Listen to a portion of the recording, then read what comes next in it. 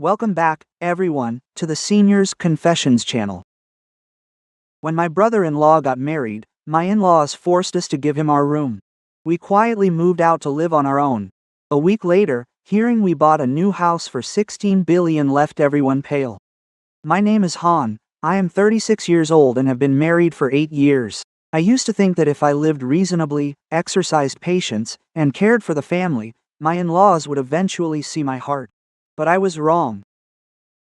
I never expected that one day, just because my brother-in-law was getting married, my in-laws would force us to give up the room we paid to renovate, and then push us out of the house as if we were redundant. The story began that evening, when my husband's younger brother, suddenly brought his girlfriend home and announced they would marry in just over a month. The house, usually cold and quiet, suddenly became lively as if there were a festival. My mother-in-law, Mrs. Le, couldn't stop smiling, running between the kitchen and the living room, saying over and over, "Finally, our two is settling down. This time, I have to do it properly so no one can criticize us." Two is the youngest in the family and the one my mother-in-law dotes on the most. He's nearly 30 but has no stable job. He works a few days a month, then quits because the environment doesn't suit him. He has no money, yet he always wants the best clothes, phones, and vehicles. Whenever he's short on cash, he comes home to complain to his mother. And in the end, it's always my husband and I who have to pay. My husband, Juan, and I have lived with his parents in that 3-story house since we first got married. It wasn't because we didn't want to move out. On the contrary, from our 3rd year of marriage, we repeatedly suggested renting an apartment near work for convenience. But every time, my mother-in-law brushed it off. She would say, "If you two leave, this house won't feel like a home anymore. Living together makes the family affectionate and keeps things proper." Back then, I listened and my heart softened. I thought my mother-in-law truly loved us and wanted the family together, but after living here a while, I realized that this closeness was really just a way for my husband and me to shoulder most of the household expenses. Electricity, water, internet, groceries, our parents' medicine, even fixing the leaky roof, replacing the broken pump, and buying the living room furniture, we paid for almost all of it. I'm not looking for credit, but that money didn't just appear out of nowhere. It came from the nights I stayed up late working on reports. It came from the days Juan came home from the site, still covered in dust, and immediately buried himself in blueprints. Our bedroom is on the 2nd floor. It's the largest room in the house. When we first got married, it was just an old room with peeling walls, a leaking ceiling, and stuck windows.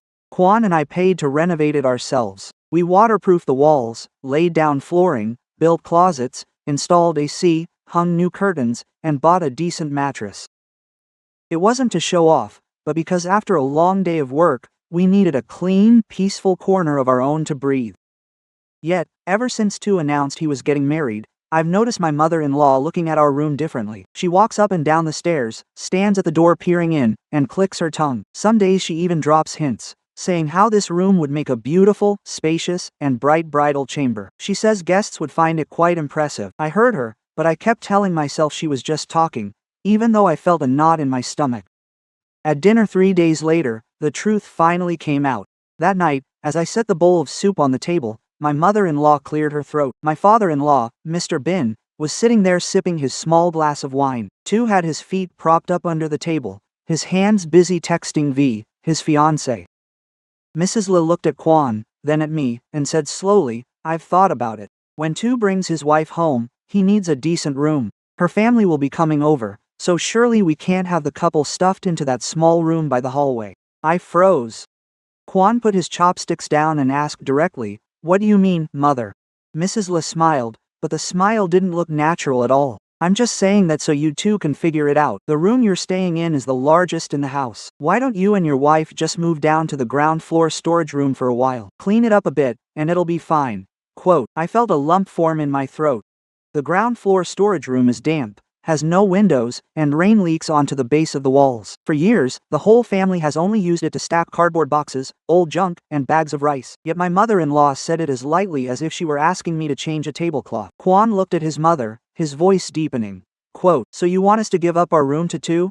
Mrs. Le immediately frowned. "I'm not kicking you out, so don't be so difficult. When the house is small, the elders have to rely on the newcomers. You two have been married a long time, Anywhere is fine for you. But Tu is a newlywed. We have to save face for him with his bride's family. Tu then lifted his head, smirking. Come on, brother and sister, have some sympathy. I'm only getting married once. You wouldn't want my wife to come here and live in a tiny little room, would you? I looked at him, then at my mother-in-law, and a chill suddenly ran down my spine. For years, my husband and I have paid for this house, covered every meal, every bill, and every mess Tu has made. But when it comes to needing a proper place to stay, we are pushed down to a damp storage room to make space for someone else. I didn't say a word, just listened as Quan asked, his words clear and sharp. What if we don't want to move down to the storage room? Mrs. Le was silent for a few seconds, then turned away and said casually, if you don't like it, you can go out and rent a place for now. You both have jobs anyway, it's not like you're short on money. In that very moment, I understood. She didn't use the word evict, but every one of her words had already opened the door to push us out. And perhaps, for a long time in this house, we were never truly considered family. To give you some background so you can understand better, when I first became a daughter-in-law, things weren't this tense at all. Back then, my mother-in-law was very sweet. Mrs. Le held my hand in front of the relatives, smiled kindly, and said, from now on, Han is my daughter. Having a new daughter-in-law in this house is a blessing. I was truly touched when I heard that. When a girl marries far from home, who doesn't hope to be loved by her in-laws and treated like one of their own? After the wedding, Quan and I discussed moving out on our own.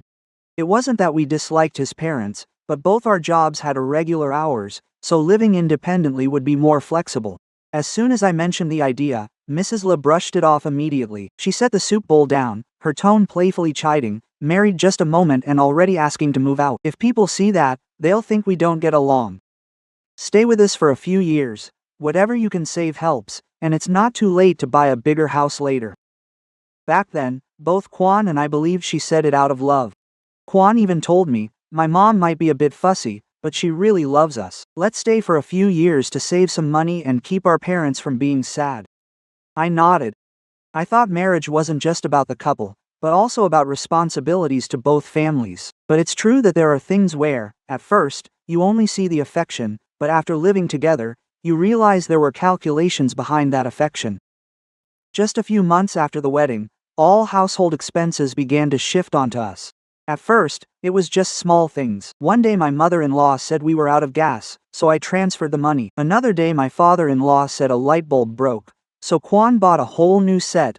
Then internet bills, electricity, water, rice, groceries, and supplements for them. Each month, the expenses grew a little more. I told myself that as a daughter-in-law living with them, it was normal to contribute. But then my mother-in-law started a very strange habit. She still did the grocery shopping, but at the end of the month, she would place a small notebook in front of me, listing every expense: beef, mackerel, fruit, fish sauce, laundry detergent, blood pressure meds for dad, and joint supplements for mom. She pushed the notebook toward me with a light smile. I'm old now with a small pension. You both have an income, so help us out. It wouldn't look right to have a son and daughter-in-law working while your elderly parents have to empty their pensions to pay for everything. I didn't begrudge the money. Honestly, I didn't. I just feel a bit disheartened that she never asks if we're having a tough month or if we have any major bills to pay. I give her money, and she accepts it so naturally, as if it were a given. Gradually, the idea of it being extra faded, and it became a default responsibility for my husband and me. If she needs anything, she calls me. If anything in the house breaks, she calls Quan. As for Tu, her youngest son, he remains as carefree as a guest in the house. When Tu comes home, there's hot food to eat, and his clothes are washed even if he leaves them lying around. If his bike breaks, she calls Quan. If his phone screen cracks, she complains to me. Once, Tu went drinking with friends and smashed someone's car window. He had to pay $35 million in damages. He didn't dare tell his father. He just came home and hid in his room. My mother-in-law sat in the living room sobbing, telling Quan, he's still young and reckless, he just made a mistake. You're his brother, if you don't save him, who will? Quan was in a difficult position then. He said, Mom, I can't keep paying for Tu forever. He needs to take responsibility for himself. Just like that, Mrs. Le immediately changed her tone. She wiped her tears and looked at my husband like a stranger, saying if brothers count every penny, how can they face each other later? Quote, I gave birth to both of you, should one who is doing better just watch the other die? In the end, Quan still transferred the money. I don't blame him, because I understand he is torn between his filial duty and family ties. Since that time, I have started silently recording every expense, not to hold it over them later, but because I am an accountant. I understand that if family finances are kept vague, sooner or later, it will lead to cracks. Money for bedroom repairs, second floor waterproofing, replacing the water pump, rewiring the house, buying a new altar, and contributing to death anniversaries. I keep the receipts for every item.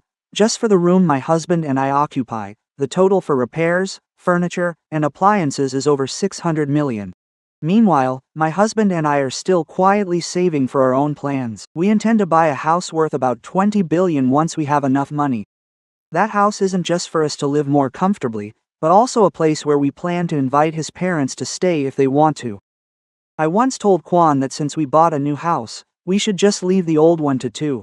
Now that he has a wife, he needs a stable place to live. Hearing that, Kwan just held my hand and said that because I thought that way, he loved me even more. I had genuinely wanted to arrange a decent way forward for everyone. I didn't need to fight for the old house, nor did I need to compete with two.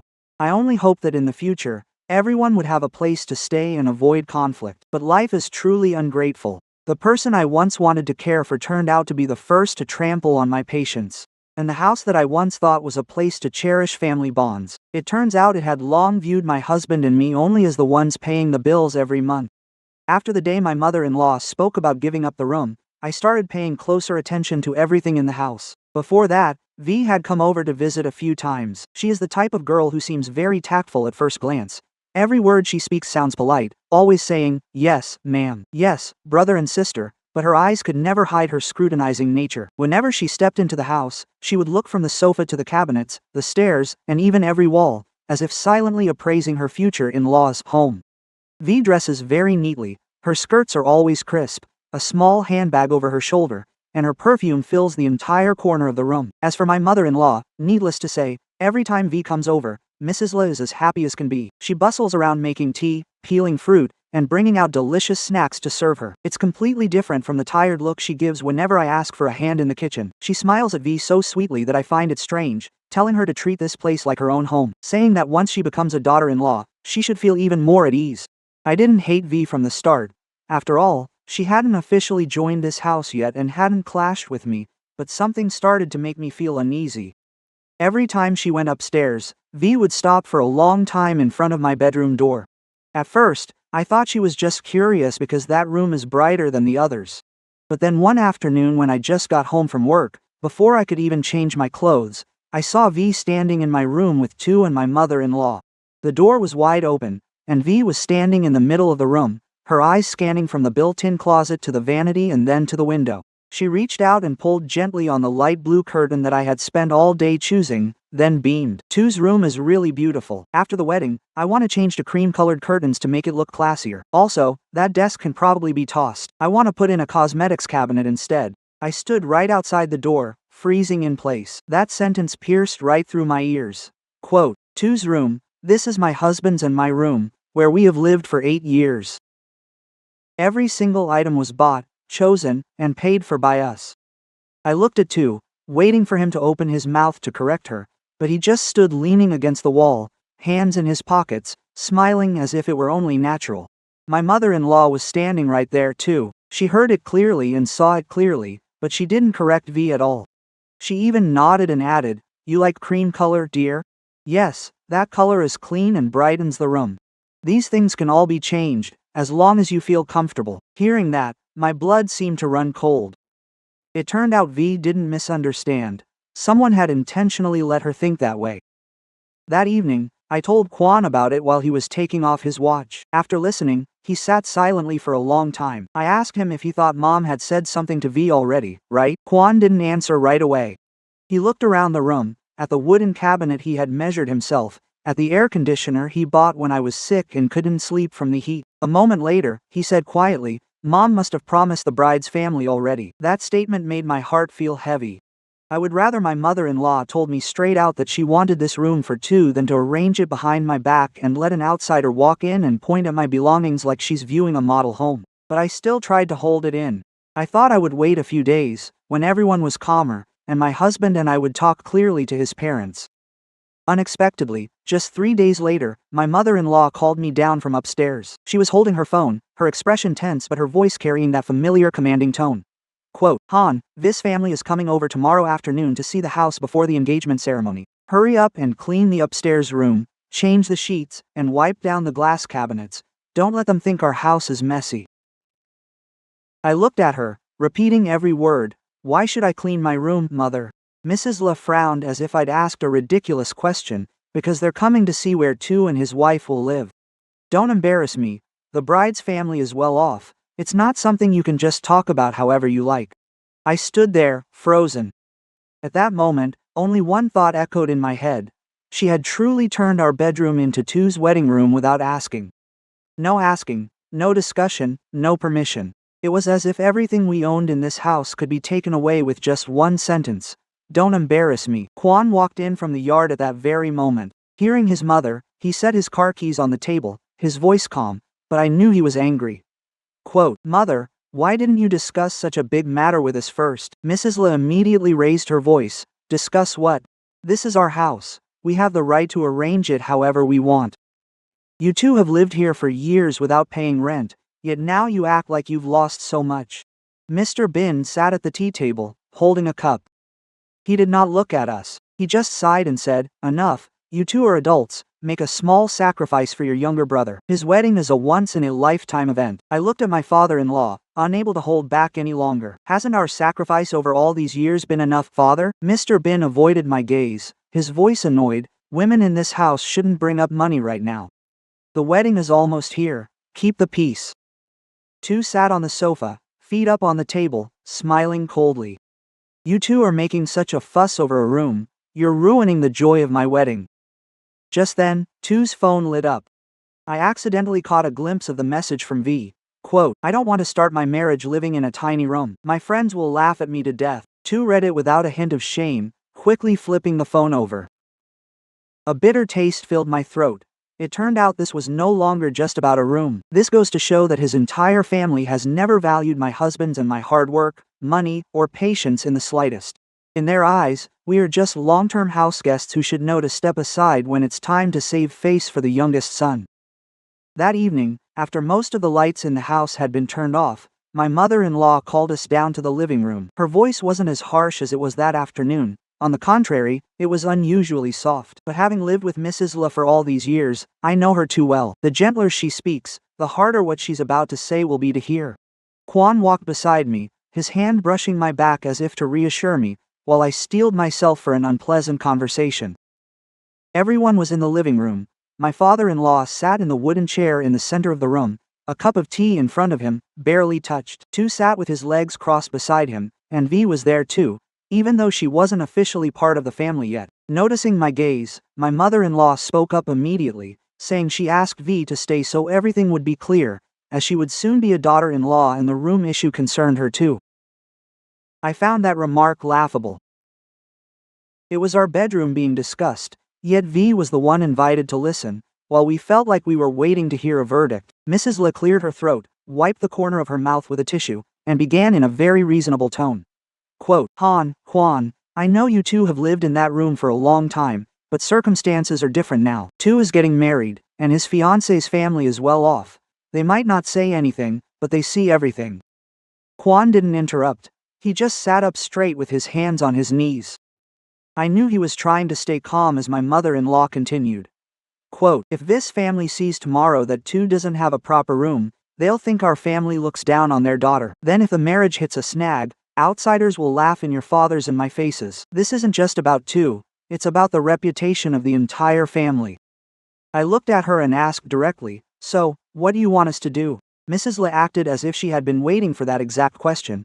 She immediately softened her tone, yet every word pressed down on me. "I've already thought it through. Option 1, you two move down to the ground floor storage room.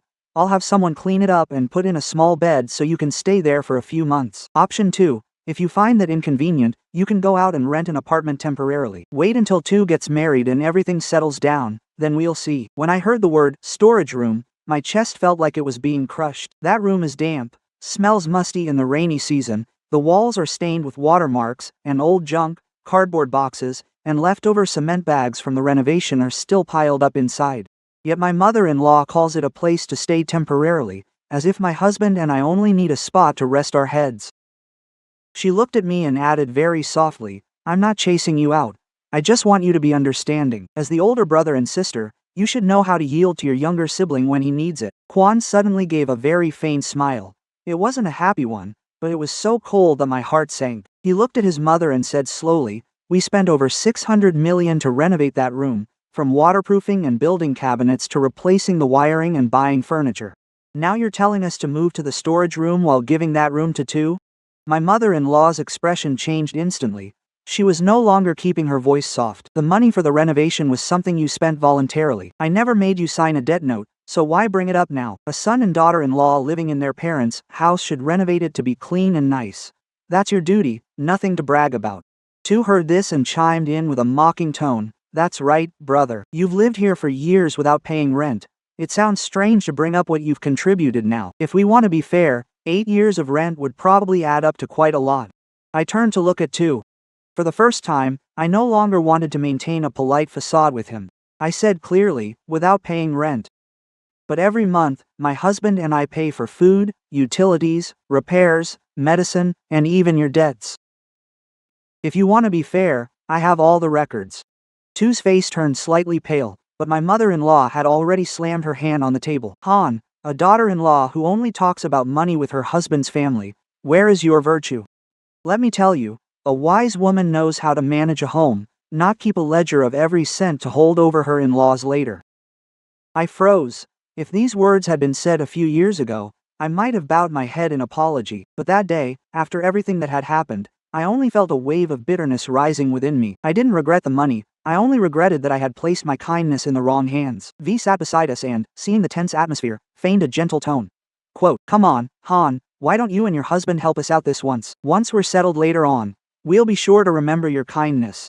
The words sounded soft, but there wasn't a shred of gratitude in Vi's eyes. She looked at me as if that room already belonged to her, and I was just clinging to something I shouldn't. Before I could respond, Mr. Bin slammed his teacup down on the table. He looked at Kwan, his voice raspy but firm. Quote, "This house will go to two sooner or later. You two should be reasonable and not let a single room ruin your brotherly bond." That statement made Kwan go still. I saw his hand resting on his knee tighten slightly. For years, even though his parents favored Tu openly, they had never explicitly stated this house would go entirely to him. Yet today, just to force us to give up the room, my father-in-law revealed what was truly in his heart. Suddenly, everything became painfully clear. It turns out this house was never meant for my husband and me. We were just useful tenants who paid regularly, knew how to hold our tongues, worried, and cleaned up. But when it came time to divide things, to save face for the youngest son, we were immediately cast aside. Kwan was silent for a few seconds, then under the table, he took my hand. His hand was warm, but his grip was very strong. He looked up at his parents and said briefly, "Fine, we will move out." My mother-in-law thought she had won. She sighed with relief, her face immediately relaxing. Tu leaned back in his chair, smirking as if he had just scored a bargain. V looked down to adjust her nails, the corner of her lips curling up slightly. But they didn't know that when Kwan said we would move out, it didn't mean we would move into that damp storage room, nor did it mean we would rent some temporary place while waiting for them to call us back out of pity. At that very moment, I knew clearly that my husband and I would leave this house for good. And this time, we would not look back. I didn't say anything else. After Kwan said we would move out, the living room fell into a brief silence, then my mother-in-law exhaled as if a burden had been lifted. She thought we had given in, thinking that just a little more pressure would make us know our place and pack our things into that damp storage room. But she didn't know. The moment Kwan took my hand and stood up, I understood he was done tolerating it.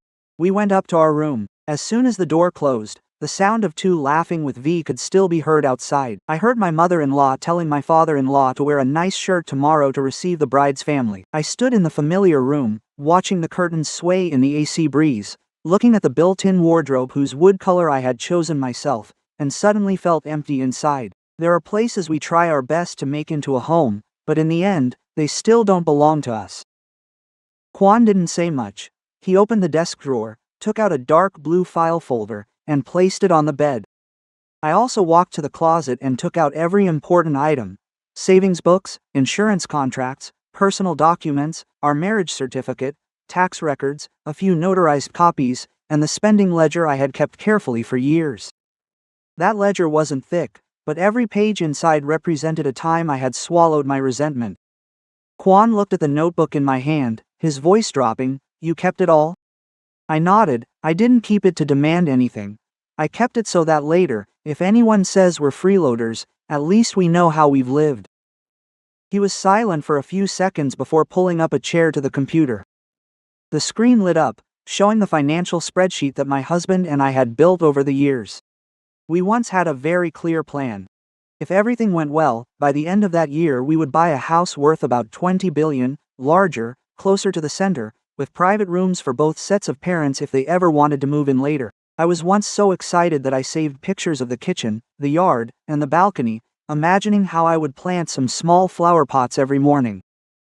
But looking at the room being pulled out of our hands at that moment, I suddenly realized one thing. We couldn't wait any longer.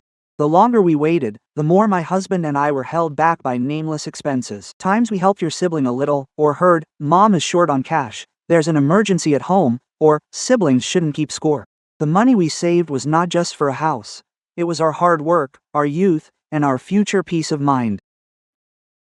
If we kept staying, I didn't know when we would ever truly have a life of our own. Kwon reviewed every number, calculating very quickly, his eyes never leaving the screen. After a while, he turned to me and said softly but firmly, "We won't wait for the 20 billion dong house anymore. The 16 billion dong house in the new area you looked at the other day. If the legal status is clean, I'll call to put down a deposit tomorrow." I stood still. I had visited that house once with a real estate agent named Nung. It wasn't right in the center like the one we first dreamed of, nor was it so large that it would overwhelm anyone who saw it.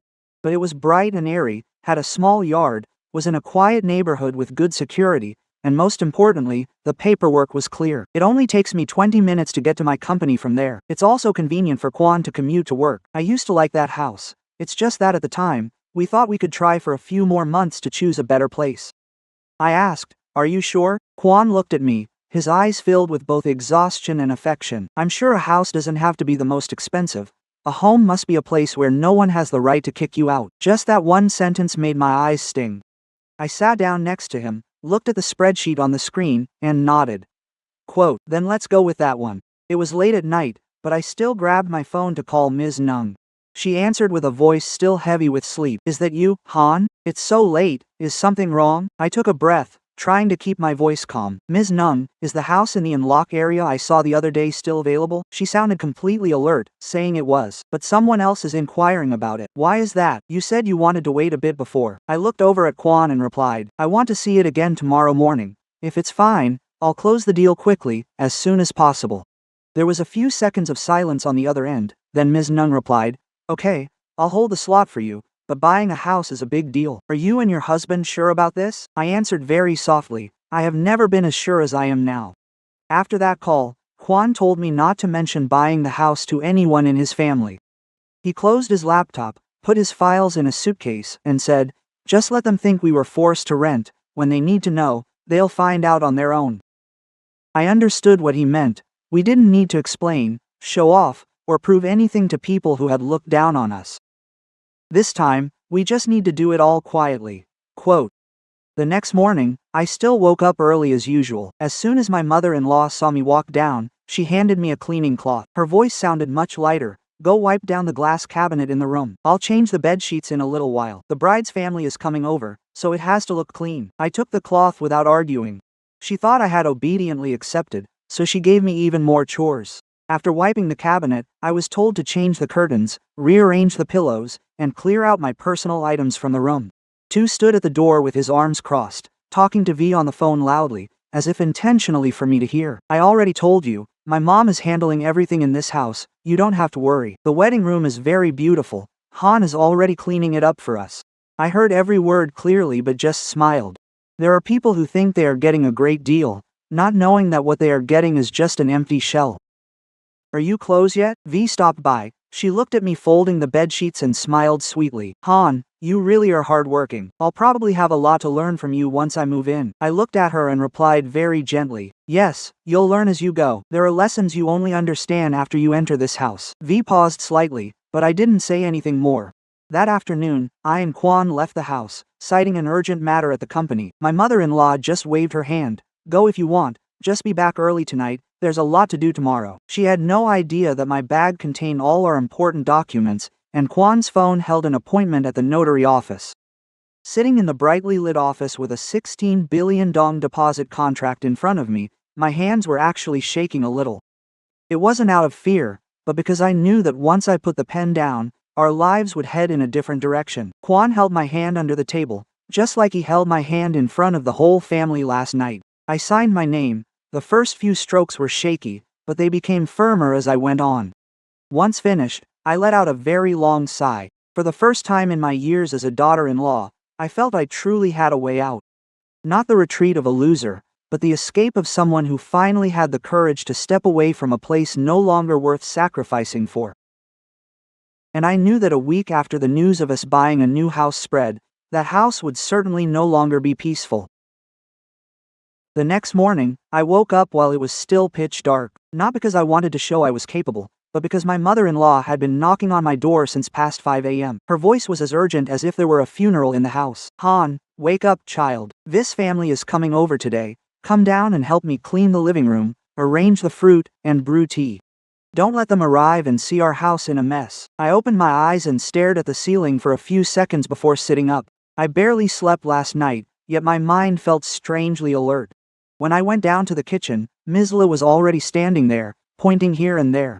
Like how we must use the white porcelain tea set, arrange the fruit like a flower, and change to a new tablecloth. She kept talking incessantly, while I silently followed her orders. Meanwhile, Tu and V were at a salon getting their makeup done, taking romantic photos to post online. Tu's phone, which he left on the dining table, kept lighting up continuously. It was full of notifications from friends congratulating them and praising the beautiful bride and wealthy groom. I looked at the fruit platter I had just finished arranging and suddenly found it laughable. The one who has to maintain the reputation of this house is still me. The one who has to wake up early to wipe every speck of dust, wash every glass, and adjust every pillow is still me. And the person enjoying all that prestige is off somewhere, leisurely showing off their happiness, as if everything in this house was born just to serve them. Around 9 o'clock, the bride's family arrived. This mother led the way, wearing a dark purple brocade dye, her neck adorned with gold necklaces. Following behind were two aunts. One was carrying a handbag, while the other was filming the whole house with her phone, like a building inspector. As soon as she entered, this mother scanned the living room and the staircase, then asked quite naturally, "This house is so spacious. Whose name is it under, La?" Misla beamed like a flower and replied immediately without a moment's hesitation. "It's my husband's and mine, but in the future, it will all go to Tu, of course. He's the youngest, he needs a stable place once he's married." I was carrying a tray of water from the kitchen, and my hands froze when I heard that. Kwan was standing near the stairs, his eyes darkened, but he held his tongue. We had agreed not to argue in front of guests today, but every word from my mother-in-law felt like a knife blade, scraping away the last bit of affection I had left. After some small talk, Misla led the guests on a tour of the house. She walked ahead, her voice excited. "Let me invite you upstairs to see the kids' room. The room upstairs is very bright. It would be perfect for them after the wedding." I stood behind everyone, stunned into silence as I listened. That very room was still my husband's and mine just yesterday. Yet today, through her words, it had become the kids' room with terrifying ease. When they arrived upstairs, V had just returned. She was heavily made up, red lips, curled hair. She smiled brightly upon seeing her mother, but as she entered the room, she immediately put on the air of the lady of the house. V walked straight to the wardrobe, didn't ask me a thing, and just pulled the doors open. Inside were still a few of my work dresses that I hadn't had time to move yet. She picked up a beige dress and raised an eyebrow. "Oh, Han hasn't cleared out yet? I thought you had already moved downstairs." The whole room went quiet for a moment. I looked straight at V, but before I could speak, Misla hurriedly cut in. "She's just packing, dear. Your sister is still busy with work, so she hasn't finished moving everything. It will be tidy in a few days."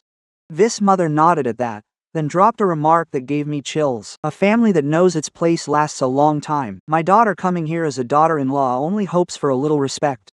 Respect? Those two words sounded so bitter. From this morning until now, no one asked if I agreed, no one asked how Kwon felt. No one considered the items in this room as our personal property. Yet they still spoke about respect as if the one being insulted was V, not my husband and me. At lunch, things became even more unpleasant. Mrs. Le intentionally arranged for the bride's family to sit at the main table. Tu and V sat next to each other. My father-in-law sat at the head of the table like a dignified host. Just as I pulled out a chair to sit next to Kwon, my mother-in-law gave me a look. Han, get up and serve rice to help your mother. With so many guests, there's no rush to sit down. I stood up. Once again, I became a server right in the middle of my own family's meal. An aunt from the bride's side looked me up and down and asked, "Is this the eldest daughter-in-law?" Le, she looks very sensible. She must be good with her hands from being a housewife. Mrs. Le sneered, placed a piece of fish into V's mother's bowl, and said, "Whatever you call it is fine, as long as she knows how to sacrifice for her younger siblings. A house needs order to be peaceful." Quote, Kwon slammed his chopsticks onto the table. The sound wasn't loud but enough to make everyone turn. He stood up and looked at his mother, his voice low but clear. "Mom, that's enough." The whole table fell silent. My mother-in-law widened her eyes, her face flushing red from being interrupted by her son in front of guests. "What did you say? You yell at your mother in front of our future in-laws, Kwon?" Quote, Tu immediately sided with his mother, his voice annoyed. "You act like you're so mistreated. Everyone is having fun. Can you stop ruining the atmosphere?" Quote, V pretended to be flustered, pulled Tu's arm, and whispered, but just loud enough for the whole table to hear. "Actually, dear, if it's too difficult for them, we can just go to the small room. I don't want your family to lose harmony because of me." It sounded humble, but I saw the corners of her mouth curl up slightly. She knew for sure that my mother-in-law would never let her youngest son be at a disadvantage before his in-laws. Sure enough, Mrs. Le slammed her hand on the table, her voice sharp as a knife. "Absolutely not. If my youngest son gets married and has to stay in a small room, won't I be shamed in front of everyone? In this house, it is not anyone's turn to make me lose face." I looked at Kwon, and he looked at me. In that moment, I knew that all my endurance had reached its limit. Kwon turned to his mother, his voice chillingly calm. "Fine, then we will leave." That meal ended in a stifling, awkward tension. As soon as the in-laws left, my mother-in-law slammed the door shut, her face darkened as if she had suffered a great injustice. Tu paced back and forth in the living room, muttering constantly that Kwon had made him lose face. V stood nearby, her gentle demeanor from before completely gone, leaving only an annoyed gaze toward the stairs, as if afraid her wedding room would be affected. I did not argue any further. Neither did Kwon. He just turned to me and said very softly, "Let's go pack up." Just a short sentence. But I understood that tonight was no longer just words spoken in anger. Tonight, my husband and I were truly leaving this house. As we pulled our suitcases into the middle of the room, my mother-in-law was still sitting in the living room, shouting up that we were just packing to show off. "Huh? If you're so capable, just go. Don't try to threaten me. This house is not a marketplace where you can just cause a scene whenever you want." Her voice was intentionally loud for both Tu and V to hear, as if to prove she was still the one in charge of the house. I heard every word clearly, but my hands remained steady as I packed my clothes into the suitcase. At first, Mrs. Le thought we were only packing a few outfits to put on a show. Tu also sneered, telling V, "Ignore them. Kwon is just like that, but after Mom says a few words, he'll be down to apologize soon." But half an hour later, when Kwon took down the wall-mounted TV, dismantled the computer, the monitor, and even the wooden desk in the corner, the laughter downstairs finally died out completely. Tu was the first to run up. He stood right at the doorway, his eyes wide in shock. Quote, "Wait, where are you taking that desk? I was going to use that as my workspace after the wedding." Kwon didn't turn back, just continued unplugging the monitor, his voice cold. "I bought it with my own money. I'm taking it." Tu choked on his words, looking at his mother as if waiting for her to speak up. Mrs. Le hurried in, and seeing the room being cleared item by item, her expression changed. Quote, "Kwon, what are you doing? Would it kill you to leave those things for your brother to use? He just got married, there's so much he has to worry about." I was taking down the curtains, and when I heard that, I turned around. For the first time in many years, I looked my mother-in-law straight in the eye without bowing my head. Quote, "I have no obligation to support my brother-in-law for life." As soon as the words left my lips, the whole room went deathly silent. Mrs. Le looked as if she couldn't believe I dared to say such a thing. Tu turned red, while V stood behind him, her eyes beginning to show real panic. Because the room she thought would be a luxurious bridal suite just by walking into it was becoming empty. I folded the curtains, and Kwon unplugged the air purifier. I gathered the smart nightstand lamp, jewelry box, wall art, and even the memory foam mattress we bought with my 13th month salary. Kwan also called people to come and move everything out. As each item was carried out of the room, my mother-in-law's face grew uglier. She looked from the AC unit to the small cabinet set, then hissed, "This family raised you for years, and now you're calculating every item with your parents?" Kwan stopped what he was doing, turned to look at her, his voice low but every word clear.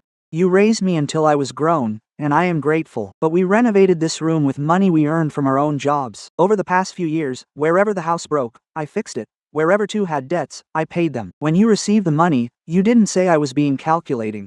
Now that we're taking our things, you call me unfilial."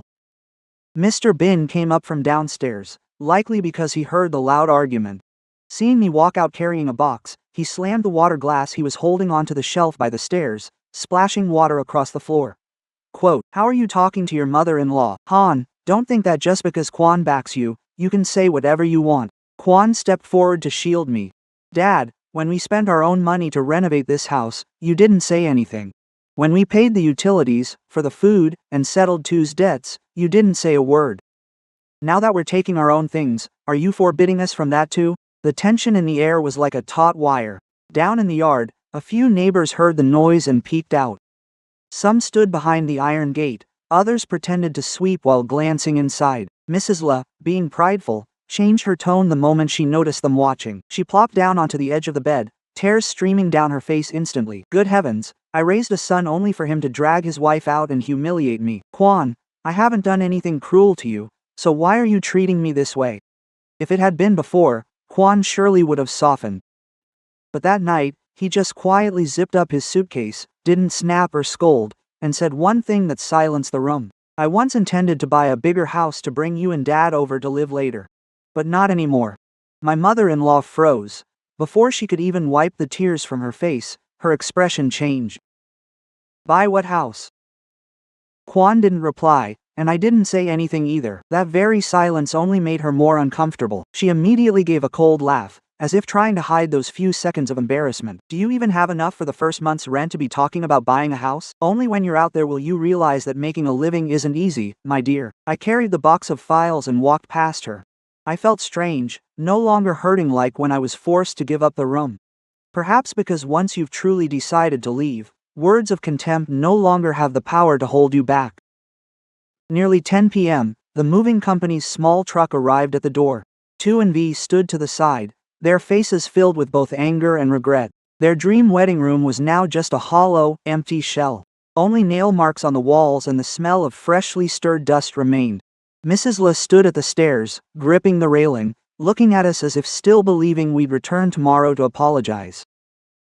But there would be no tomorrow as she imagined. Kwan pulled 2 suitcases down the steps. I walked beside him, clutching the bag with our most important documents. As we stepped out of the gate, I heard Tu call out, "Once you leave, don't come crawling back to stay." Kwan didn't look back, he held my hand even tighter. That night, under the dim yellow streetlights, my husband and I left the house we had lived in for 8 years, under the gloating and contemptuous gazes of his entire family. They thought we had lost. They didn't know that that very night was when we began to reclaim our lives. After the night we left, that house surely didn't sleep as peacefully as my mother-in-law imagined. I heard about this not because I still cared about every sound in our old home, but because the very next morning, everything started unfolding just as Kwan had said. Some things look beautiful on the outside, but once you strip away the facade someone else paid to build, the true core is revealed very quickly. That evening after our moving truck left, Tu almost immediately dragged her suitcase up to the second-floor room. Not wanting to wait, she grabbed a bag of makeup and some newly bought nightgowns, excitedly stepping into the room she thought was now hers. But as the door opened, the smile on Vis's face froze. The room no longer looked like the one she had seen the day before. No more soft blue curtains, no more wall-mounted TV. No more air purifier, no more lighted vanity table, and no more thick, plush mattress she had once sat on and praised for feeling like a hotel. All that remained was an empty room with a few nail marks on the walls. Several electrical wires were exposed after the devices were removed, and a section of the wall by the window had started to stain from dampness. The decorative wallpaper had been peeled away, revealing an old, unevenly painted wall beneath. The built-in closet that V thought belonged to her boyfriend's family actually had custom sliding doors. The sensor lights inside were all custom made by craftsmen Quan had hired. We had removed every part that could be taken, leaving only the old wooden frame that had been there before. V stood in the middle of the room, her voice noticeably raised. Quote, "Wait, you said this room was yours." Tu awkwardly scratched his head. "It is my family's room. Whose else would it be? It's just that Quan and Han were staying here temporarily before, so they set up a lot of their own stuff." V spun around to glare at Tu. "Staying temporarily for 8 years and you renovated it like that? Don't think I can't tell quality when I see it. This room was definitely well invested in before." Tu started to get annoyed, perhaps because his pride was wounded. He threw his bag onto the floor, snapping, "You've only been here a few days and you're already interrogating me like a cop. I've already said, if they want to take things, let them, we can just buy more." Just then, the old air conditioner on the wall rattled and suddenly shut off. The cool room instantly turned sweltering. V looked up, her face darkening. "Is this the air conditioner you bragged about replacing last year?" Tu was speechless. The high-end AC that V had seen was dismantled and taken by Quan's workers, because the invoices, warranties, and sales contracts were all in his name. The one on the wall was an old unit that kept breaking down, which Mrs. Le kept because she didn't want to throw it away. Tu opened an old desk drawer to find the remote, but unexpectedly pulled out a leftover maintenance receipt. It clearly had the customer name Nguyen Hoang Quan written on it. V snatched the paper, read it, and gave a cold laugh. "How nice, from the AC to the furniture, everything is in Quan's name. So, what exactly do you own in this room?" Tu was so angry he snatched the paper back, crumpled it up, and threw it in the trash. "It's just that Sister Han is selfish. We're family, yet she took everything. What a petty woman." But V isn't someone easily blinded by a few words of blame. That evening, V's mother video called to see the wedding room again. Perhaps she still thought her daughter was about to live in the beautiful room the groom's family advertised. V reluctantly turned the camera to pan around, and there was a few seconds of silence on the other end. Then V's mother frowned and immediately asked, "Why is the room empty? It looked different the other day. Isn't that your room?" V glanced at Tu, her voice full of anger. "I'm asking the same thing." Tu said his family was well off. The wedding room was all prepared, but now his brother and sister have taken everything, leaving a room that looks like a rental. V's mother's face fell as she heard this. "V, get this straight. I married off my daughter. I didn't send you there to test their character. If you can't even be honest about the wedding room, what else will you be truthful about later?" Tu flew into a rage, snatched the phone, and hung up. V screamed, "What are you doing? Are you afraid my mother will find out?" The arguing echoed all the way down to the living room. Mrs. Le hurried upstairs, and as soon as she entered, she clutched her chest and sighed, "Oh my God. Fighting over the room in the first few days, it's all Han's fault. She did it on purpose to ruin your wedding. She's jealous that you're getting married, so she took all the furniture to humiliate our family." If it were the day before, V might have listened, but after what she just saw, she looked at Mrs. Lowe with a completely different gaze. No longer sweet, no longer overly polite. V said slowly, "Auntie, please stop blaming everything on Han. I just want to know who in this house actually has money. If this room was renovated by Quan and his wife, the furniture bought by them, and the household expenses covered by them, then was everything you told my family before true, or was it just for show?" Mrs. Lowe was stunned, her face stiffening instantly, like someone standing on a stage suddenly having the curtain behind them pulled down. Tu turned red and shouted at V not to be disrespectful to his mother, but V didn't back down. She grabbed her bag and turned to walk down the stairs. As she left, she said, "I'll ask the neighbors myself. Outsiders are sometimes more honest than people under the same roof." With just that one sentence, my mother-in-law was truly panicked for the first time, because she knew this house could fool the bride's family with words, but it couldn't fool the people who had witnessed my husband and me silently carrying the burden for years. And from the moment V started to doubt, the flashy facade Mrs. Le tried to build for Tu began to crack piece by piece. 1 week after leaving the old house, my husband and I officially completed the home purchase contract. From the moment we signed the deposit to the notarization, I still felt like everything happened as fast as a dream. The house wasn't the 20 billion one we originally planned for, but it was the house that made my heart feel at ease the moment I stepped inside. It is located in a quiet compound, with security, trees lining the entrance, and a small courtyard just big enough for a few bougainvillea pots and a tea set. The day we received the keys, Kwan stood before the gate for a long time, saying nothing, just gently stroking the wooden door that still smelled of fresh paint. I knew he was just as moved as I was. For so many years, we lived in a state of constant caution, always watching other people's expressions, wondering what I could say today to keep my mother-in-law from being displeased or what trouble my two would cause. Now, before us stood a door that, once opened, would lead to a life of our very own. I held the small smart key in my hand, my heart suddenly trembling. Kwan looked at me and smiled faintly. From today on, no one has the right to tell you to move out of here anymore. I didn't cry, I just nodded. There are joys so profound that one cannot cry. You only feel a heavy weight being lifted from your chest. We didn't intend to show off to anyone. After all the recent noise, I just wanted some peace. But that day, perhaps because I was so emotional, I took a very simple photo. Just my hand resting on Kwan's hand in front of the house, with a new key underneath. I posted it on my personal page with a few short words, a new beginning, without tagging the location, mentioning the price, or even talking about buying a house. But I forgot one thing. The key had the logo of the rather famous compound on it. An old friend of mine who is a real estate agent saw it and commented, "Congratulations on your new home. This area is beautiful. Securing a place here is truly top tier." Just from that one seemingly innocent comment, things started to spread faster than I expected. At first, a few friends messaged to ask about it, then a cousin from my husband's side left a surprised emoji under the post. Later, an acquaintance of Mrs. La called her, and whether intentionally or not, said, "You're so lucky, Mrs. La.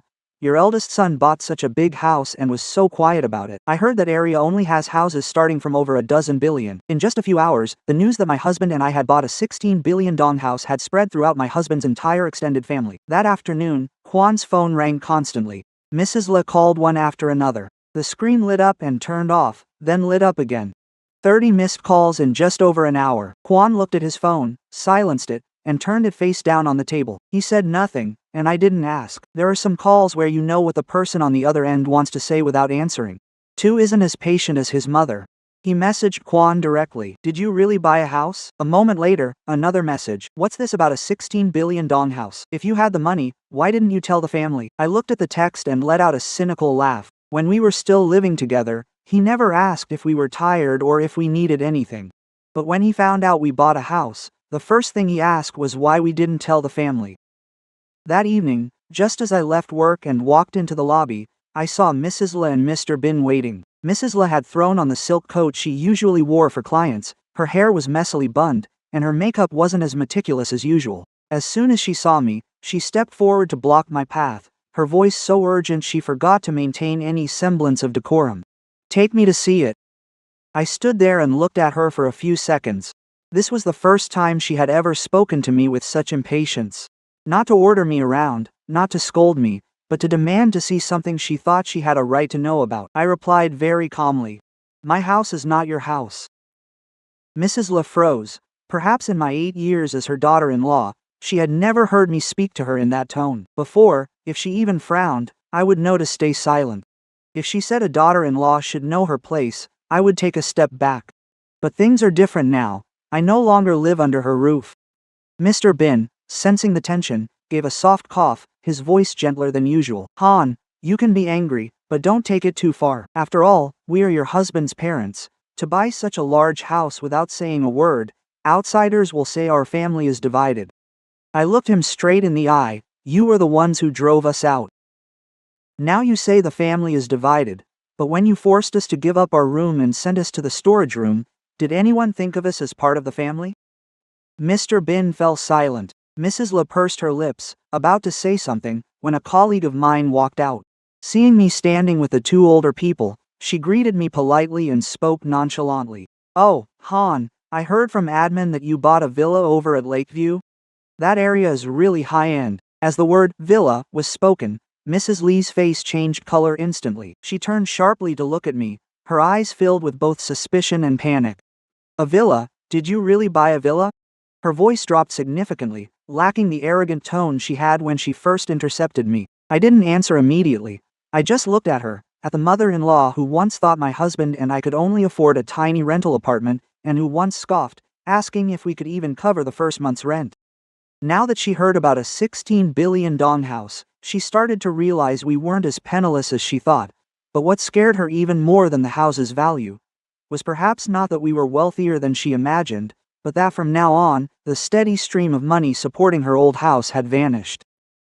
No one left to pay the utility bills, no one to cover the monthly groceries, no one to quietly transfer money whenever two caused trouble, and no daughter-in-law named Han left for her to boss around. She made us do everything and claimed it was our duty. After the evening Mrs. Le intercepted me at the office, her attitude changed so rapidly that outsiders would likely think my mother-in-law and I had always loved each other dearly. The accusatory messages disappeared, replaced by very sweet-sounding words. Han, how have you been eating lately? The new house must still have a lot of work. Do you need mom to come help you clean? Then one day she even texted that she was just hot-headed for a moment. You're the eldest daughter-in-law, be understanding and forgive mom. I read them and only felt cold. People who are truly remorseful remember how they hurt others. Yet, in every word of Mrs. Lee's, there was no mention of driving us away, no mention of the storage room, no mention of the contemptuous words from that day. She was just beating around the bush to pull us back in, like someone who had dropped a familiar wallet and was trying to pick it up again. Kwan looked at my phone and gave a cold smile. Mom doesn't miss us. She's upset that there's no one left to carry the burden of the old house. I didn't reply. In my heart, I understood that too. But hearing my husband say it still made me sad. There are truths you know, yet they still hurt when you hear them again. On the day we held a small housewarming meal, I only invited a few close friends and colleagues. I didn't invite my in-laws not out of spite, but because I wanted the first home of my life to begin in peace. But just past 10 a.m., the gate bell rang incessantly. I checked the security camera and saw Mrs. Le, Mr. Bin, too, and V standing at the gate, with a small tricycle behind them loaded with large bags, pillows, pots, and plastic bins. I stood frozen for a few seconds. Kwan walked over, looked at the screen, and his face turned cold. He pressed the button for the side gate but did not open the main door. Mrs. Le walked into the yard with a bright smile, as if nothing had ever happened. Quote, "Oh, this house is so beautiful. I knew my son could do it. He's always been so capable. Han is truly lucky to have married Kwan." Hearing that made me choke up. The day we dragged our suitcases out of the old house, she was the one who sneered and asked if we had enough money for the first month's rent. Yet now, standing before this 16 billion dong house, her tone had changed to one of pride. Without waiting for an invitation, Mrs. Le set her bags on the porch and said nonchalantly, "Such a large house, it'd be a waste to leave rooms empty. We'll move in to liven things up. After all, Kwan is the eldest son. If you live separately and leave your elderly parents in that old house, people will call you unfilial." I was stunned by such brazenness. Kwan looked at the boxes and then at his mother. Quote, "Mom, what is the meaning of bringing pillows and blankets over here?" Mrs. Le laughed as if it were the most normal thing in the world. "I've already planned it. We'll live here with you too, and the old house will be for Tu and V after they marry. That way, it's a win-win for everyone. This house is big enough that adding 2 old people won't cost you anything." Kwan continued to ask, his voice dropping low. "And what about Tu?" She immediately replied, "He'll live in the old house, of course. He's getting married soon, so he needs a place to settle down. You're the older brother, have some compassion for your younger brother." I looked at Tu.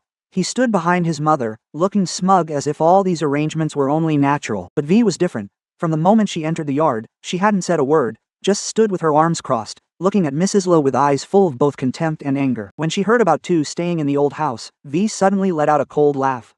Quote, "If I lived in that old house, I'd probably go insane." The whole yard went deathly silent. Mrs. Le spun around sharply. Quote, "V, what are you saying? You're at your sister-in-law's house today, don't talk nonsense." V opened her purse, pulled out a stack of papers, and threw them right onto the stone table in the yard. The papers scattered, showing loan agreements, debt notices, and screenshots of messages. V's voice trembled with rage. "How much longer do you intend to keep up this act? Tu borrowed from loan apps, loan sharks, and even betting rings, over 2 billion. You knew everything but kept it hidden from my family. You forced Kwan and his wife out of the house not just because you wanted the wedding room. You were afraid the debt collectors would show up right when my family came over, weren't you?" Mrs. Lee's face turned deathly pale. Mr. Bin, standing nearby, was also stunned. It was clear there were debts even he didn't know about. Tu lunged forward to grab the papers. He shouted at V, "You snooped through my phone? You've been tracking me?" V slapped Tu right across the face. The sound of the slap echoed sharply in my new yard. She screamed, "If I didn't track you, I'd probably only realize I married a mountain of debt after the wedding. Your whole family deceived me. From the room and the house to who you are, everything is fake. Mrs. Le frantically grabbed V's hand. V, calm down. Every man has his moments of foolish fun. Once you're married, he'll settle down. Our family will take care of it. V brushed her hand away. Which our family will take care of it? Or do you intend to make Quan and his wife pay? Her words struck right at Mrs. Lee's hidden agenda. She immediately turned to Quan, her eyes reddening. Quan, you heard it all. Your brother is foolish, but he is your own flesh and blood. Save your brother just this once. 2 billion isn't that much for you and your wife anymore. Quan looked at his mother for a long time, then gave a faint smile, a smile that made even me feel heartbroken. When we were kicked out of the house, did you ever save us? Mrs. Le was speechless, but before she could say another word, a motorcycle screeched to a halt outside the gate. 3 or 4 strangers stood outside. One pounded on the gate, shouting Tu's name. Quote, Tu, come out and talk about the money. You thought you could hide from us forever? Tu immediately stepped back, his face turning deathly pale. I smirked, tears welling up in my eyes. See that? Your old house isn't just a home anymore. It's become a place for debt collectors to stake out. Mrs. Le looked at Quan in a panic, practically begging. Son, open the gate and let me in. Don't let them see me like this. I stepped forward, looking at the people outside the gate, then back at my husband's family, who were in chaos in our yard. This time I wasn't shaking. I stated clearly that Tu's business was their own to resolve, and this house was not a place to hide from debt. With that, I pressed the button to close the gate, the iron doors sliding shut before Mrs. Lee's shocked eyes. Outside, the voices of the creditors grew more aggressive. Mrs. Le screamed Quan's name, while Tu was grabbed by the collar right on the sidewalk. I stood in the courtyard of our new home, listening to my heartbeat with strange calmness. For the first time in years, I didn't feel cruel. I only felt relief that I finally knew how to shut the door on my life at the right time. After the chaotic morning outside our new gate, I thought Mrs. Le would be scared enough to stop for a while, but I had underestimated the stubbornness of a mother who had spent her whole life shielding her youngest son. That afternoon, when the creditors dragged Tu back to the old house to talk, Mrs. Le nearly lost her mind. The elegant, poised image she had tried so hard to maintain in front of the neighbors and my family collapsed in just a few short hours. Quan's phone rang incessantly from noon until night. At first, Mrs. Le cried. She sobbed so hard she could barely catch her breath. Quote, Quan, please save your brother. He's foolish and reckless, but he's still your own flesh and blood. Your family. If you don't save him, who will?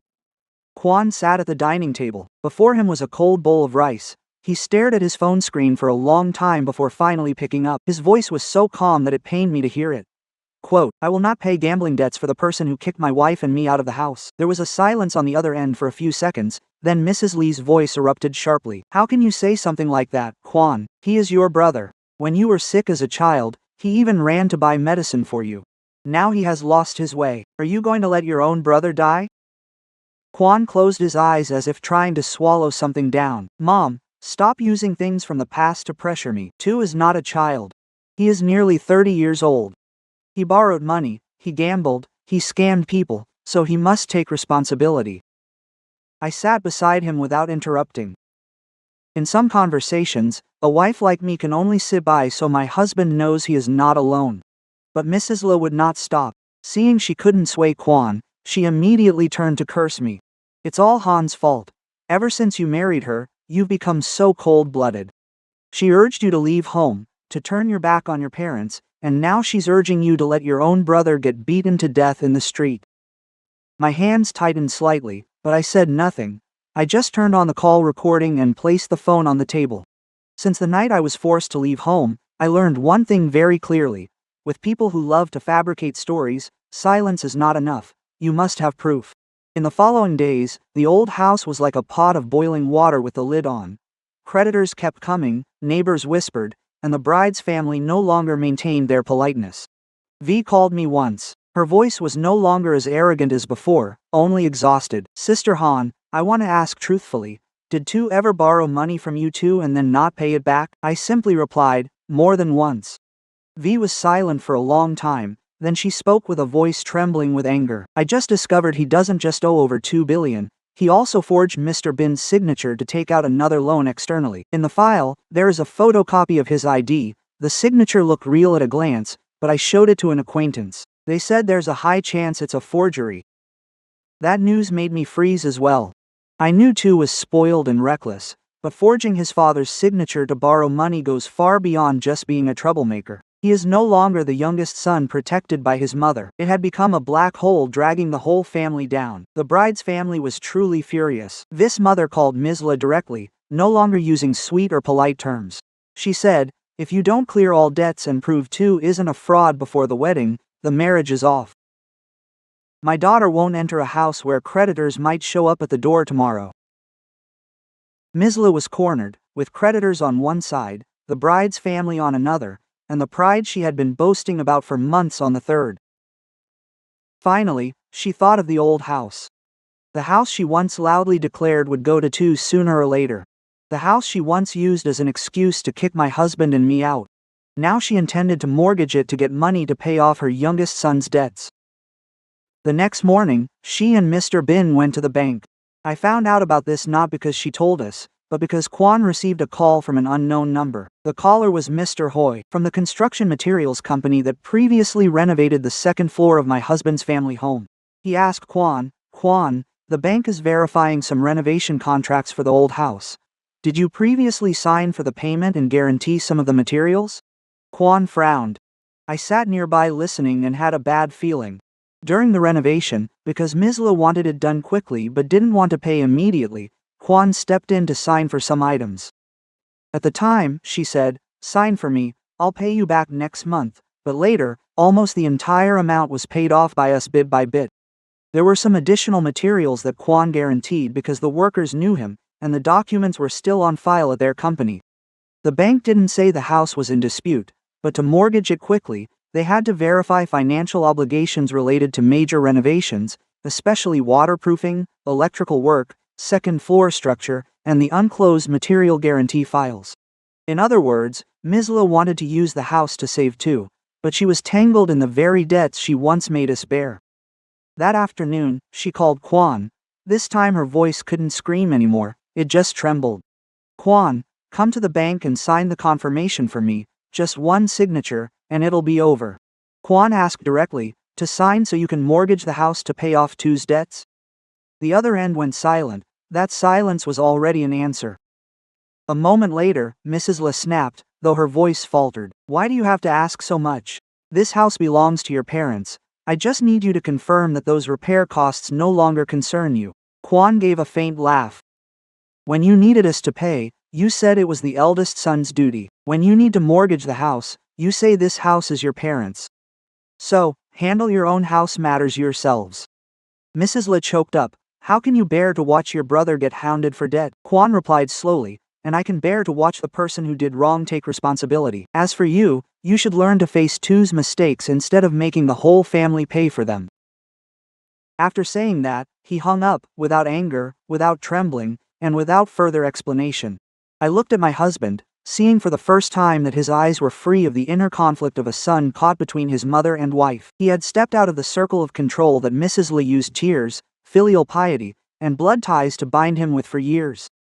As for me, when I heard the phone click off, a chill ran down my spine. Because I knew Mrs. Le would not give up so easily. When someone can no longer use family bonds to pressure you, they will turn to public opinion, and that is when the real storm begins. Just as I predicted, after failing to force Kwan to sign the papers at the bank, Mrs. Le started using her favorite weapon, the gossip of relatives. She knew Kwan cared about the family's reputation and knew I had spent years as a daughter-in-law fearing judgment, so she thought if she made the whole clan turn on us, we would give in. But this time, she calculated wrong. That morning, I was sitting in my office at our new house organizing some files. My phone suddenly vibrated continuously. At first, I thought they were work messages, but upon opening them, I saw the family group chat was blowing up with non-stop notifications. Mrs. Le had posted a very long paragraph, the wording both pitiful and bitter. She wrote that since buying his new house, her eldest son has abandoned his aging parents, listening only to his wife and disregarding his own flesh and blood. She didn't mention a word about forcing us to give up our room, the ground floor storage, or the years we spent covering living expenses, home repairs, and paying off Tu's debts. In her version of the story, I turned into a greedy daughter-in-law who, as soon as we bought a 16 billion dong house, lured her husband into turning his back on his parents. She even wrote, "I am old now and don't need much. I only hope my children still have some shred of affection." But my eldest daughter-in-law is rich now, living in a grand house, and feels nothing while leaving her parents-in-law in the old house to be threatened by her brother-in-law's creditors. I laughed when I read that, but the laugh caught right in my throat. Outsiders reading this would surely feel sorry for her. An old mother abandoned by her son, a wealthy but cold-hearted daughter-in-law, and a family in misery because of a wayward youngest child. Misla is very good at selecting only what benefits her and just as good at hiding the parts of the truth that make her look bad. Less than 10 minutes later, Kwan's phone started ringing. From his uncle and aunt to distant relatives we don't even see once a year during holidays. Some spoke softly, "Kwan, why not settle things at home slowly? It's not easy for parents to raise their children." Others were much harsher. "You're his older brother. How can you sleep at night while he's being hounded by debt collectors?" There was even a message sent directly to me. "Being a daughter-in-law, you are too cruel, Han. Rich, but you've forgotten your roots. It won't look good for your children to see this later on." I showed the phone to Kwan. He read it, his face turning cold, but I held his hand back, telling him not to answer yet and just let his mother finish. Kwan looked at me, his eyes full of concern. Quote, "Can you handle it?" I nodded. "I've been handling it for years. A few more hours will just let her dig her own hole deeper. I can handle it." All that day, I didn't offer a single word of explanation. Seeing my silence, Misla just pushed harder. She continued to send photos of creditors standing outside the old house, and even photos of Mr. Bin sitting with his head bowed in the living room, accompanied by cutting remarks. "This is what elderly parents must endure when children are unfilial." A few relatives began to join in, blaming Kwan for being too heartless, blaming me for not knowing how to fulfill my duties as a daughter-in-law. I sat before the computer, opening every folder saved over the last 6 years. Excel files recording utility bills, grocery money, parents' medical expenses, and home repair costs. Waterproofing, replacing the electrical system, buying air conditioners, building cabinets, purchasing altar offerings. I continued to open the folder containing photos, bank transfer receipts, and material invoices. Messages from Misla asking to pay off Tu's debts. Screenshots of the times she said, "Just help your brother, Mom will settle it later." Every single item appeared before my eyes, clear and cold. That evening, while the family group chat was still noisy, I sent a summary file there. No long-winded storytelling. I only wrote a few lines. "I would like to share with everyone a detailed table of expenses my husband and I covered during our 6 years living together. I am not sending this to ask for a refund, but so that everyone understands before passing judgment."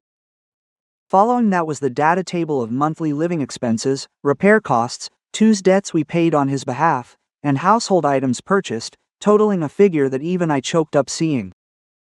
The noisy group suddenly went completely silent. I continued by sending the invoices. The second floor waterproofing invoice, air conditioner invoice, electrical wiring invoice, new altar purchase invoice, and invoices for materials to renovate the room Misla later wanted as a wedding room for two. Then I sent the text messages Misla once sent to Kwan. "Please transfer 35 million for Mom. Tu is in a tight spot. Don't tell your dad, Mom will handle it later. This house will eventually belong to Tu, but as the older brother, you must look after him first." Finally, I sent the audio recording from the evening before we moved out. Mr. Bin's voice rang out very clearly. "This house will sooner or later belong to Tu. You and your wife should be a bit more sensible." Next was Ms. Lee's voice talking about, "Either move to the storage room or go out and rent a place temporarily." I did not need any further commentary. The truth itself was heavy enough. The family group chat was frighteningly silent. Those who had just criticized us earlier that afternoon didn't send another word. About 10 minutes later, my husband's eldest uncle called Mrs. Le directly in the group. Perhaps because he accidentally hit the speakerphone, everyone heard a portion of it. His voice was very stern. "Le, you took that much money from your daughter-in-law and you're still kicking her out? It's decent of them not to demand it back from you. Stop making yourself out to be the victim." Mrs. Le immediately called me. As soon as I picked up, I heard her screaming, "How dare you smear your mother-in-law? Do you want this whole family to spit in my face, huh?" I set the phone on the table and turned on the speakerphone so Kwan could hear too. I said slowly, "I only stated the truth. Only those who do wrong fear the truth." She choked back a breath and continued to call me a devious daughter-in-law, keeping track of every penny just waiting to turn on her. At that moment, Kwan stepped toward the phone, his voice very clear. "Mom, from today on, "Whoever insults my wife, I will hire a lawyer to handle it. I've endured enough." The other end went completely silent. Perhaps Mrs. Le never thought Quan would ever say that to her. Neither did the rest of his family. All this time, Quan was always the one to yield, to mediate, to bite the bullet to keep the peace. But when someone who has endured for too long decides to stand tall, no one can force them to bow their heads with tears anymore. After that night, Mrs. Le completely lost the advantage of public opinion. The accusing calls thinned out and then vanished. Instead, a few relatives quietly messaged me privately to apologize. One person even said, "Han, I never knew you had suffered so much until now." I read it, feeling neither sad nor happy. I just felt relieved at last. My husband and I are no longer forced to stay silent while others are free to twist the truth. That same night, V sent me a very short message. "Sister Han, I need to see you. There is something about to. If I don't say it now, I will regret it for the rest of my life." I stared at that message for a long time. My intuition told me that another blow was about to strike my husband's family. And this time, I am not the one delivering it. I arranged to meet V at a small cafe near my office the next morning. To be honest, before meeting her, I still felt a bit uneasy. V once looked at me with contempt and silently benefited while my in-laws forced us to give up our room. She also acted as if moving into the room I had paid to renovate was a natural right. I don't hate her enough to wish her misery, but I'm not generous enough to act as if nothing happened. V arrived on time without her usual heavy makeup, wearing only a simple white shirt and black trousers. There were very visible dark circles under her eyes. As soon as she sat down, she placed a stack of papers and a phone with messages already opened in front of me. She didn't beat around the bush, simply saying, "Han, I need to know the truth, not to take sides. I'm about to marry him, but the closer the wedding gets, the more I feel like a fool being led on by his family." I looked at her without rushing to pick up the papers. V pushed her phone toward me herself. On the screen were messages Tu had sent her months ago. He bragged that the old house would definitely be his in the future. He said his parents loved him the most. His older brother was only staying temporarily for a few years before moving out. He even texted that his mom had already set aside the second floor room for us. Quote, "Once Quan and Han move out, that's it." Reading this, my hands clenched slightly.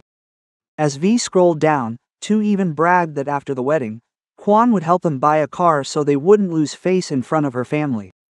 He wrote, "My brother is a manager with plenty of money, and Han is a chief accountant. My family isn't lacking, so don't you worry. You won't suffer after we marry." I read it and felt both amused and bitter inside. My husband and I never made those promises. We never even considered helping Tu buy a car in the future. I set the phone down and looked at V.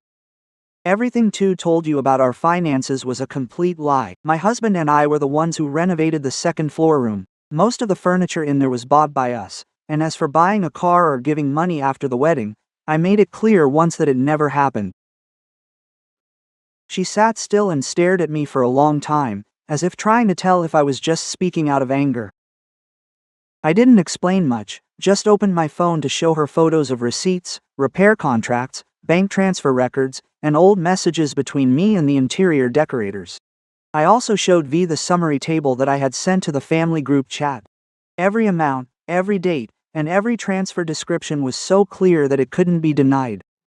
V read it all, and her face gradually turned pale. After a long silence, she let out a laugh, but it sounded like she was about to cry. "So, their whole family set up a stage just to deceive my family." She took the phone back, her fingers trembling. I thought I was being materialistic when asking about the house, but it turns out I was just trying to avoid a pit, while they had already dug it and laid a red carpet over it. I said nothing. I didn't pity V, but I understood the feeling of being turned into a spectator in your own life. Before leaving, V looked at me, her voice softening as she thanked me. "I know I didn't treat you right before, but I will end this matter myself."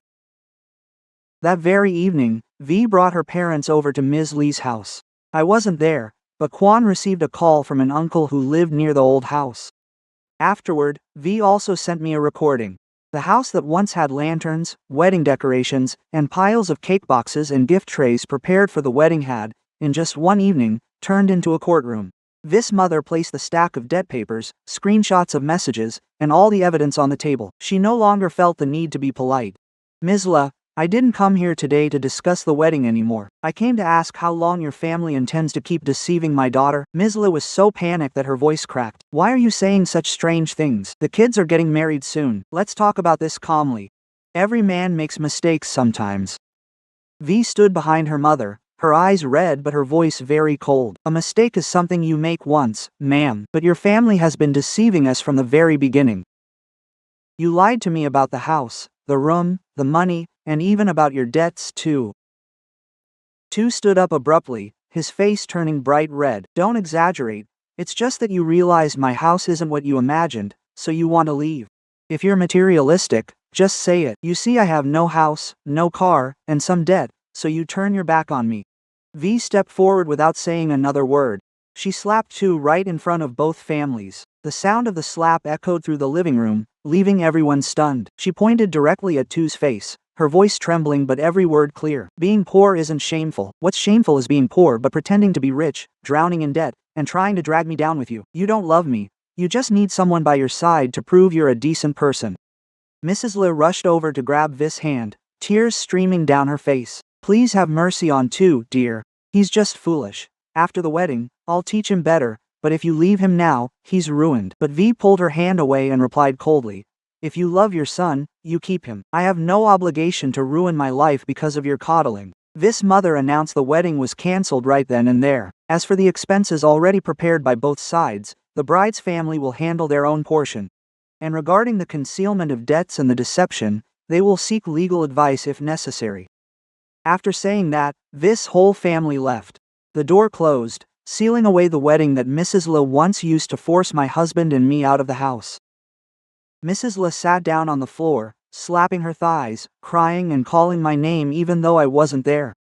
It's Han's fault. It's all Han's fault. She's destroying this house. She's destroying Tu's happiness. If she had just given up the room nicely, if she hadn't brought those papers out to shame us, the bride's family wouldn't have caused such a scene. But this time, no one stood up for her. Mr. Bin, a man who had known only silence for years, suddenly slammed his hand on the table, his voice hoarse. Be quiet. You coddled him to this extent. Who else can you blame now?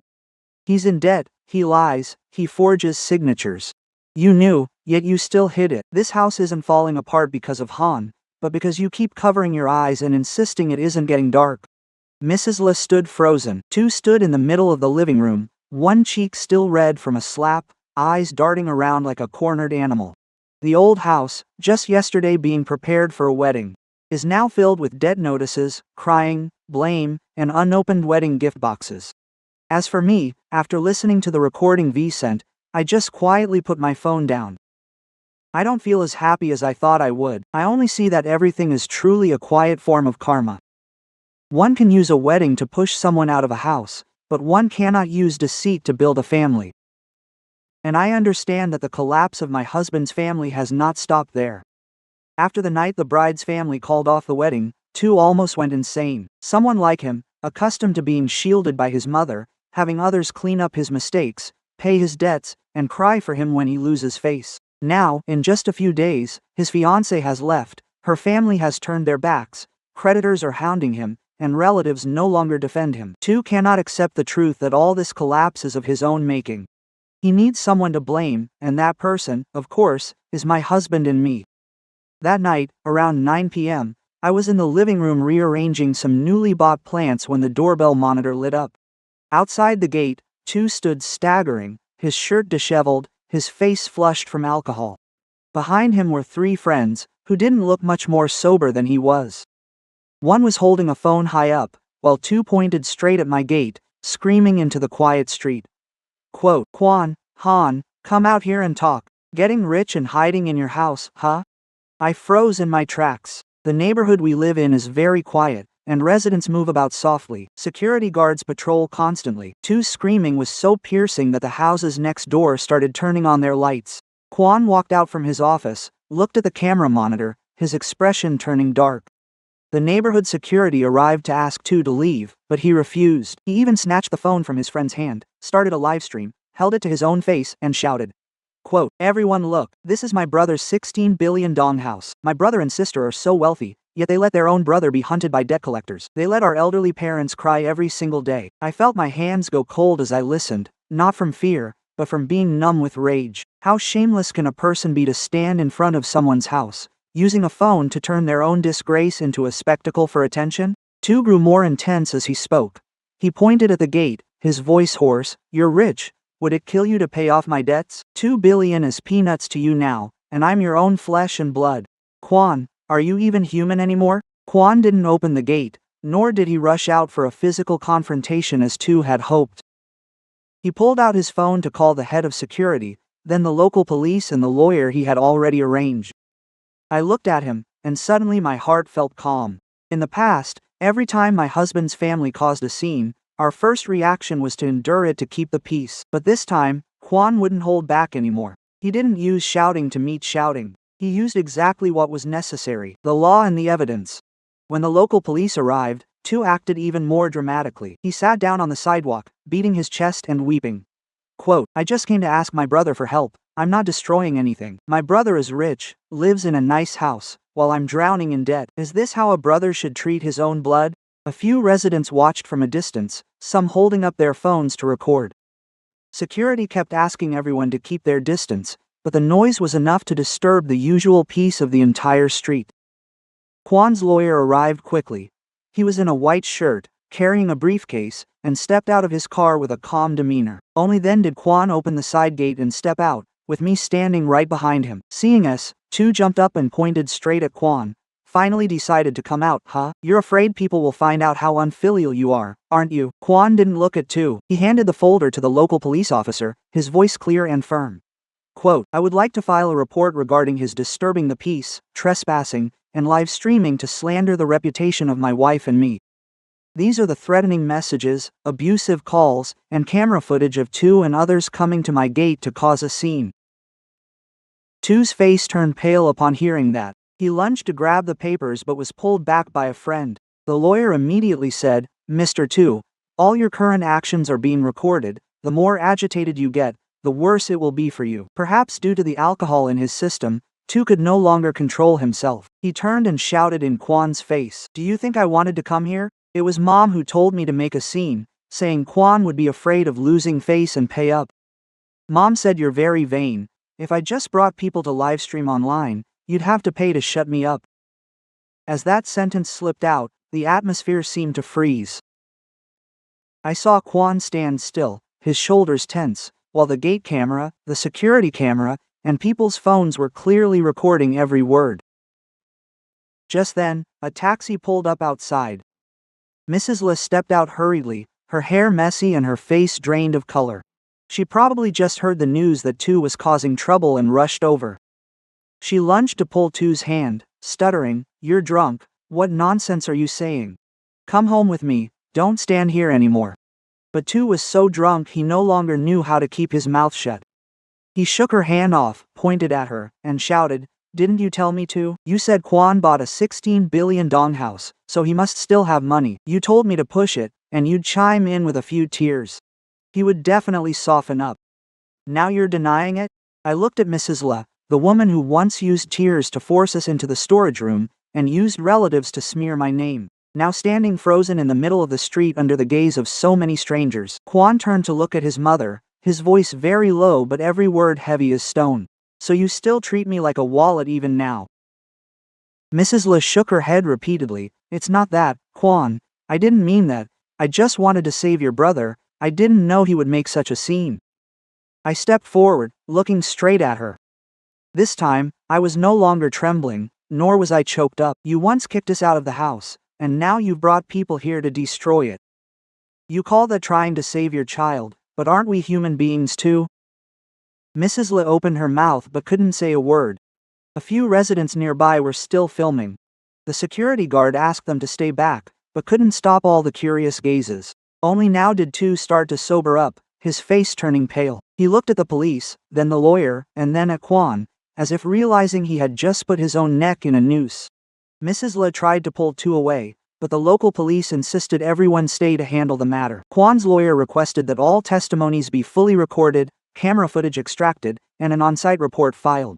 2 truly turned to Kwon. "Brother, stop it, I was just drunk and talking nonsense.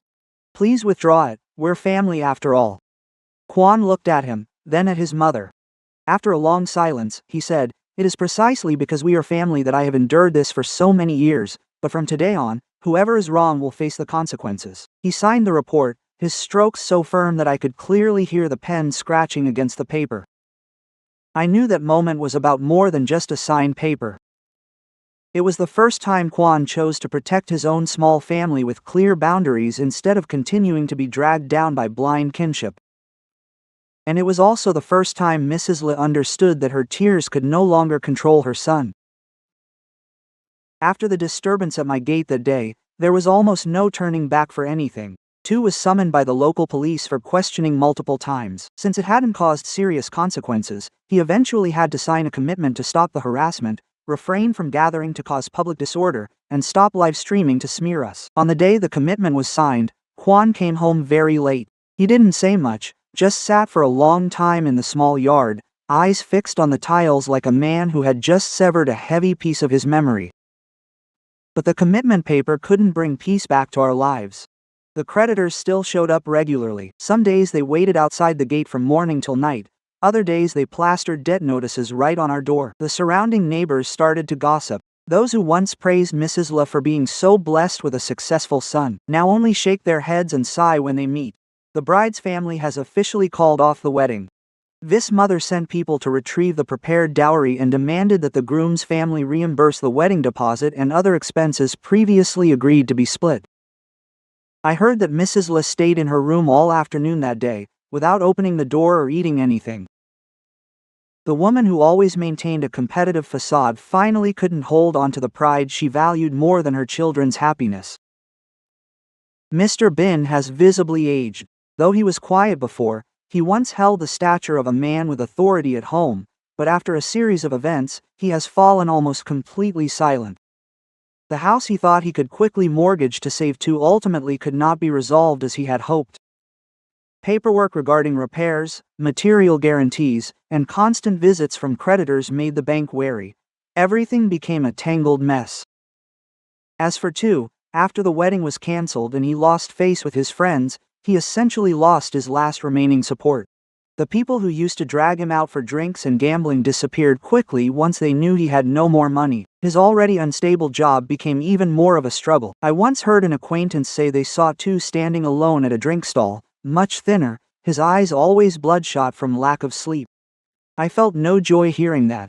He is still my husband's younger brother, but there are mistakes that no one else can carry for you, even if they wanted to. The second floor room that the whole family once fought to secure has ended up filled with boxes of returned wedding gifts. Bed sheets still in their packaging, decorative lights that never got the chance to be hung. A neighbor met me at the supermarket and blurted out, "That room looks so cold now, dear. It felt more like a home when you and your husband lived there," and I only offered a faint smile without answering. Then, one afternoon near the end of the year, as the sunlight in the yard spilled gold over the newly bloomed bougainvillea, the gate bell rang again.